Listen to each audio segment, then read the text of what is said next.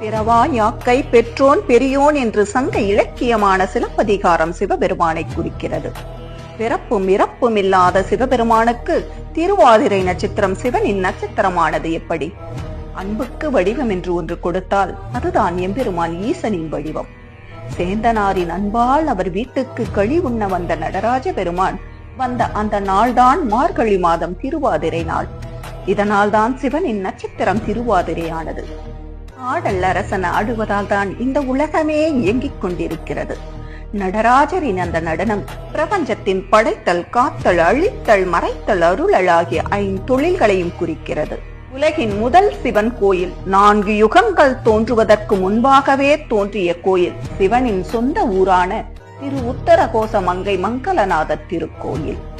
தென்னாடுடைய சிவனே போற்றி, எந்நாட்டவர்க்கும் இறைவா போற்றி என்ற வாசகம் உருவானதும் இங்குதான் எம்பெருமான் ஈசன் மரகத நடராஜராக இந்த உலகத்தை ஆண்டு கொண்டிருக்கின்றார். அவருடைய திருமேனியில் எப்பொழுதுமே சந்தன காப்பு பூசப்பட்டிருக்கும். இன்று ஒரு நாள் மட்டும் சந்தன காப்பு கலைக்கப்பட்டு பச்சை நிற மரகத நடராஜராக மக்களுக்கு காட்சியளிப்பார். பதஞ்சலி முனிவருக்கு எம்பெருமான் ஈசன் தன்னுடைய ஆனந்த தாண்டவத்தை ஆடி காட்டிய நாள்தான் ஆருத்ரா தரிசனம்.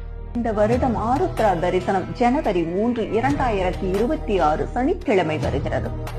பெருமானே, உன்னுடைய ஆனந்த தாண்டவத்தை காண்பதை விட இந்த பிறவிக்கு வேறு என்ன வேண்டும்?